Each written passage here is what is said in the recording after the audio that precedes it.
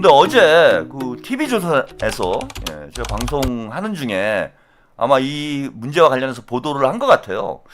근데 지금 좀 심각한 상황이에요. 제가 볼 때는 이거 전북은 재경선을 해야 되는 게 맞다 지금. 예?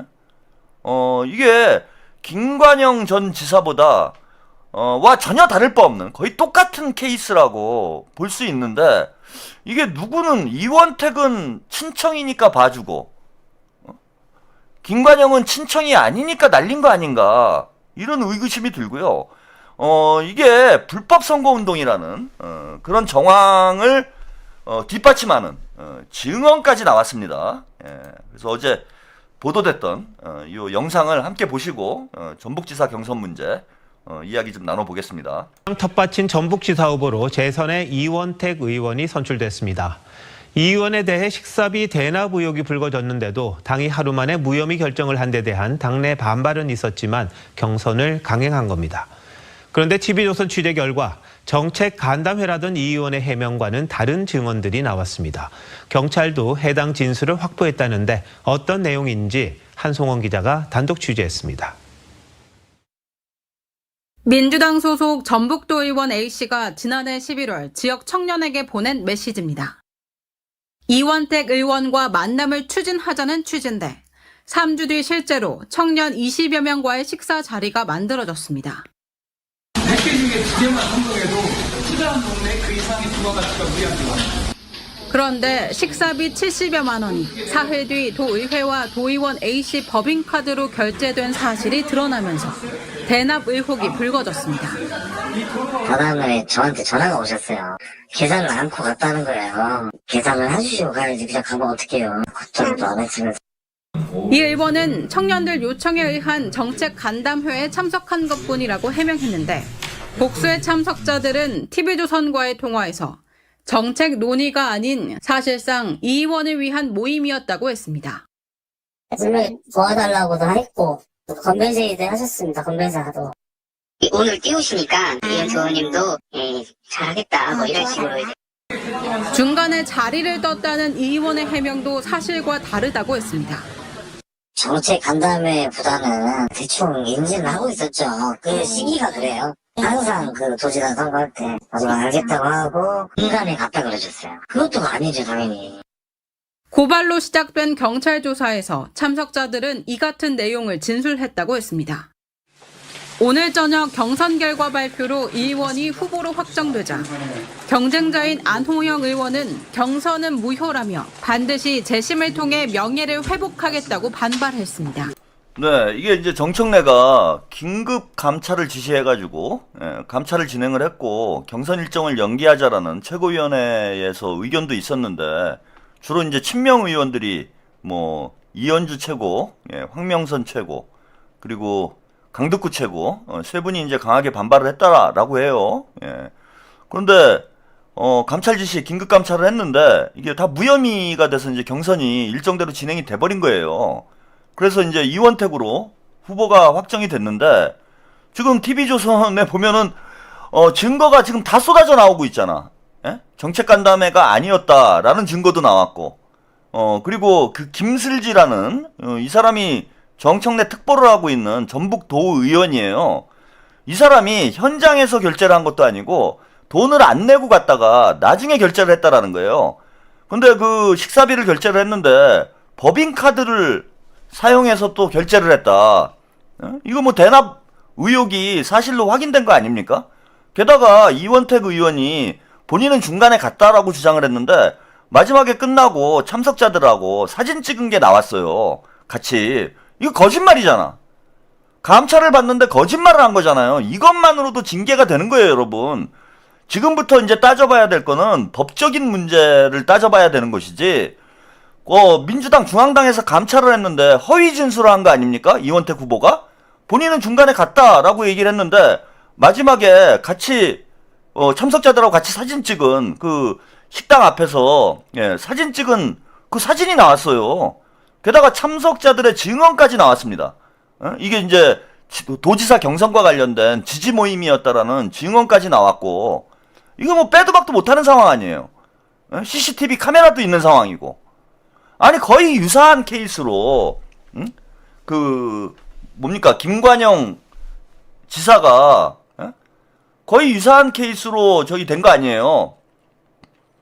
저기 징계 제명 조치가 된 거잖아. 대리비를 줬다라는 이유로 제명이 돼버린 거예요. 그럼 결국은 저는 이렇게 이중잣대잖아요. 만약에 이원택이 무혐의면 그러면은 김관영도 무혐의였어야지. 근데 김관영은 바로 제명을 시켜버리고 이원택은 무혐의 처리를 하고 거의 유사한 사건이 벌어졌는데 게다가 이원택은 허위 진술한 것까지도 확인이 됐고 이것만으로도 징계감 아닙니까? 후보 자격이 박탈돼야 되는 거 아니에요? 그러니까 이게 애초부터 저는 공작이 아니었나라는 의구심까지 가는 거야. 김관영을 날려버리고 이원택을 전북도지사 후보로 만들기 위한 이런 작업을 친 게 아닌가라는 의구심이 들고 지들이 작업 쳤다가 지들까지 걸려버린 그런 상황이 벌어진 거지 지금. 그런데 중앙당에서 이 이원택의 행위에 대해서는 지금 감싸고 도는 거 아니에요. 지금 이것만 문제가 아니에요. 그 예전부터 사실은 그런 얘기들이 많았습니다. 그 전북 지역에 이제 전북 지역의 영주가 누구였냐면은 전남은 이제 영주가 이낙연이었어요. 그 다음에 이제 전북은 영주가 정세균이었습니다. 예. 근데 이제 정세균과 관련 있는 인물들이 그 지역의 여론조사 업체를 차려가지고 민주당 이제 경선에 관여를 한다는 거예요. 이런 얘기가 예전부터 파다했습니다. 그래서 전북 지역에서 여론조사를 맡아 하는, 그러니까 예컨대 그 명태균이 하는 짓이 국민의힘만 한 게 아니에요. 호남 지역에서 그런 얘기들이 많았습니다. 호남 지역은 왜 더 심할 수밖에 없냐 하면은 여러분 한번 생각을 해보세요. 호남은 본선이 의미가 없잖아. 그래서 경선만 통과를 하면은 그 도지사가 되고 국회의원이 되고 이런 상황이 돼버리기 때문에 여론조사가 결정적인 영향을 미칠 수밖에 없습니다. 도지사를 선출하는 걸 사실상 여론조사로 선출을 하는 거예요. 그래서 이런 여론조사 그 털 때문에 우리 이제 시청자 여러분들도 여론조사의 문제점에 대해서 많이들 알게 되셨는데 그 지역 영주들이 이런 여론조사 업체들을 끼고 여론조사 데이터 값을 장난질을 쳐가지고 본인들이 미는 후보에게 유리한 결과값이 나오도록 하고, 자, 선거가 끝나면 어떤 짓을 하냐면은 그 여론조사 기관에서 추천하는 인물들을 인허가 관련 부서의 공무원으로 채용을 한다는 거예요. 그러니까 예컨대 그런 거야. 뭐 건축가 같은 데 있잖아. 저도 이제 뭐 집을 많이 져보고 해가지고 이게 건축가가 도 이런 건축가들이 거기 완전히 복마전이 될 수밖에 없어요. 뭐 예컨대 뭐 준공검사 떼고 뭐 토지 인허가 내고 이게 공무원 마음이야. 닦아놓고 그러니까 안 되는 것도 되게 만들고 될 것도 안 되게 만드는 그런 권한을 그 건축가 공무원들이 가지고 있어요. 그러니 이제 자 주로 이제 그 우리가 그 정치인들이 돈 빼먹는 방식이 뭡니까? 그 토목 사업 벌려가지고 돈 빼먹잖아요. 커미션 먹고. 예전에 이제 이명박이 그래갖고 막 4대강 파헤치고 막 그렇게 한 거 아니야. 국민의힘이 집권을 하면 그게 중앙이건 아니면은 뭐 저기 지역이건 그 토목공사 벌려가지고 거기서 헤쳐먹는 거 아니에요. 서울에 오세훈이 무슨 매 한강 뭡니까 한강버스 한다 뭐 그 다음에 뭐 세빅 똥똥섬 뭐 그 다음에 그 뭡니까 무슨 디자인 센터 이런 거 자꾸 만드는 이유가 뭐냐면은 그 과정에서 엄청난 이제 그 비리가 벌어지게 돼요. 뭐 또 재개발 같은 거 막 풀어주잖아. 그거 다 공무원들이 결정하는 거 아니에요. 근데 이제 그런 결정 권한을 가지고 있는 인허가 관련된 부서에 그런 그 여론조사 기관과 관련된 인물들을 채용을 한다는 거야. 뭐 군이나 도나 이렇게. 그러니 완전히 개판이 되는 거죠. 비리가 그냥 비리의 악순환을 끊을 수가 없는 거지. 근데 제가 듣기로는 이게 제일 심한 곳이 호남 지역이라고 들었어요. 왜? 호남 지역은 여론조사로 후보가 결정되는, 도지사가 결정되는, 여론조사가 50%잖아. 여론조사로 도지사 결정되는 거예요. 그래서 이런 문제들도 이번에도 좀 논란이 됐어요. 전북 지역에서. 관련된 뉴스 영상 잠깐 보시고 이야기 계속 이어가겠습니다. 지역에서 여론조사 응답률이 50%까지 높게 나오자 민주당 경선에 참여한 예비 후보자들이 공개적으로 조직적인 개입 의혹을 제기하고 나섰습니다. 경찰도 의혹의 핵심인 특정 조직 개입 여부에 대한 강제 수사에 착수했습니다. 전재훈 기자의 보도입니다. 전북경찰청은 최근 이동통신사 3곳을 대상으로 압수수색을 진행했습니다.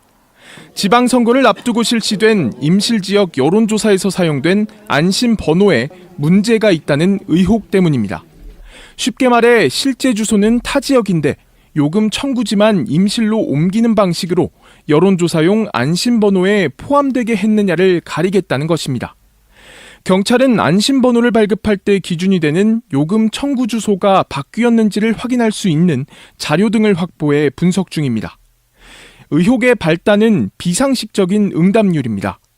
임실뿐 아니라 8개 지역에서 진행된 여론조사 가운데 일부는 조사 응답률이 40에서 50%까지 치솟았기 때문 보통 10에서 20%대에 불과한 것과는 달리 2-3명 중 1명꼴로 전화를 받고 조사에 끝까지 참여했다는 것이 매우 이례적인 결과입니다. 논란이 도내 8개 시군으로 번지자 민주당 예비 후보들까지 나서 특정인에게 유리한 결과를 만들기 위해 조직적인 개입이 있었을 가능성을 제시했습니다. 홍천은 민주주의의 입구입니다. 그 입구가 조작 의혹으로 흔들리는데도 책임 있는 조치를 하지 못한다면 그 책임은 반드시 당 지도부가 져야 합니다. 경찰은 일단 여론조사 업체의 업무를 방해했다는 혐의로 피의자를 압축하고 있습니다. 특히 실제 대규모로 요금 청구지만 특정 지역으로 옮긴 정황이 있는지 그리고 배후가 있는지를 확인하는 것이 수사의 핵심입니다. 앞서 민주당 군산시장 예비 후보들도 경선 여론조사용 안심번호 추출 기준을 개선해달라고 요청했고 전북도당도 이를 검토하고 있지만 경선 전 개선은 기대하기 어렵습니다. 아직은 의혹 단계이지만 경찰 수사로 실체가 드러날 경우 경선에서 떨어진 예비 후보들이 법적 조치에 나설 가능성도 배제할 수 없는 상황입니다. 네, 여러분 기가 막히죠. 임실, 무주 등 8개 군에서 시군에서 여론조사 응답률이 50%가 넘었다라는 거예요. 일반적으로 보면 ARS 여론조사 응답률은 3%, 5% 나옵니다. 선거 때라고 하니까 좀 많이 잡는다고 해도 10%, 20% 나오는 게 상식적인 거예요. 예? 평소에는 그냥 3%, 5% 나와요. 근데 50%의 여론조사 응답률이 나온다? 그게 상식적으로 가능한 겁니까? 아무리 선거 때여서 선거에 관심이 많다고 해도 전화 돌리는 족족 민주당 핵심 지지층만 전화를 받은 거예요? 그러니까 저건 도지사 선거뿐만 아니라 저 군수 선거까지 싸그리 저런 식으로 진행이 됐다라는 거야. 그래서 일단 경찰에서 수사가 들어갔다고 하니까 그나마 다행이에요. 이런 일들이 제가 아까도 말씀드렸지만은 예전부터 호남 지역을 갈아엎어야 된다라고 또 호남 지역 민심과는 다른 그런 공천 결과들이 계속해서 나오는 이유가 뭐냐면 저 여론조사 기관들을 끼고 민주당의 호남 토호 세력들이 그냥 완전히 꿀 빨고 앉아있는 그냥 자기들 그 영토예요. 영토 영지야. 영지화돼 있는 거예요. 이게 지금 저게 전북 저는 경찰도 못 믿겠어. 그 대통령께서 합수본을 저는 구성을 해가지고 이 경선 비리에 대해서 좀 그 집중적인 좀 수사가 필요한 거 아닌가? 신천지 통일교의 그 선거 개입 문제 이것만큼 여론조사 기관의 선거 개입 문제 이게 전북이 지금 걸려서 그러지. 그리고 제 말도 안 되는 데이터가 나왔으니까 그 지금 항의가 나오고 후보들 사이에 그리고 그 경찰에서 이제 수사가 진행이 되고 이러는데 아니 경찰은 또 어떻게 믿어요? 지역 경찰은 닦아놓고 왜 거기 민주당 토호 세력들이 대대손손 해먹는 데가 호남 아니야? 그 경찰은 또 어떻게 믿겠어? 그래서 이거는 진짜 그 대통령께서 뭐 합수본을 구성을 하든지 해가지고 이번 기회에 이 경선 비리 문제 이거 좀 철저히 수사를 해가지고 뿌리를 뽑아야 됩니다. 이게 대한민국을 망치고 민주당을 망치는 거예요. 그리고 이번에 또 의혹이 있잖아요. 경기지사 경선 문제도 이것도 지금 심각한 의혹이 있는 상황이잖아. 가장 문제가 됐던 게 그거죠. 그 민주당 여론조사 기간에 경기지사 여론조사 기간에 여론조사 털이 여론조사를 돌린 거 아닌가 이런 의혹이 있어. 명태균이 했던 짓과 거의 유사한 짓을 김어준이 한 것 아닌가라는 의혹이 있잖아요 지금. 그래서 이거 저는 전반적인 좀 수사가 필요한 그런 형국이 아닌가 이렇게 봅니다. 자, 그런데 오늘 제가 썸네일의 주인공 여러분들이 오해를 하신 썸네일의 주인공에 대해서 좀 이야기를 할게요. 이것들이 저는 미치지 않았나 싶어요. 다음 국회의원 못 나올 수도 있다. 안호영 의원이 아까 뭐 뉴스 화면에도 나왔는데 재심 요청을 했잖아요. 감찰이 누가 봐도 지금 언론에 보도된 것만 놓고 봐도 지금 이원택 후보는 후보 자격을 박탈해야 돼요.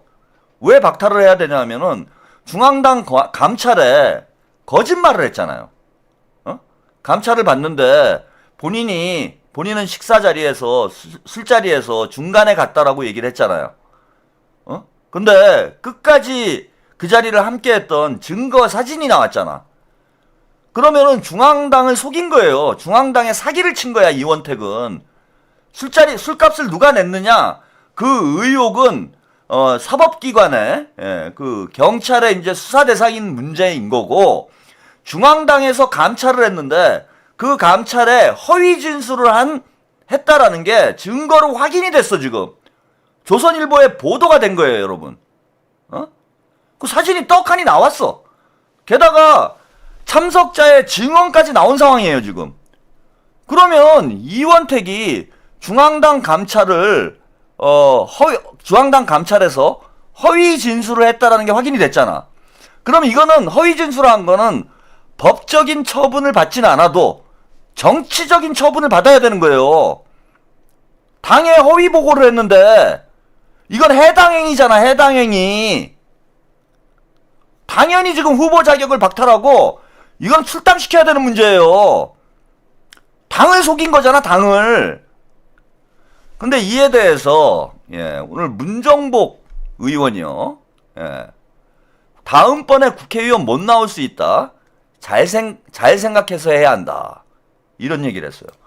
경선 불복인데 조심해야 된다. 아는 사람 있으면 잘 얘기해달라. 국회의원 못 나올 수도 있다.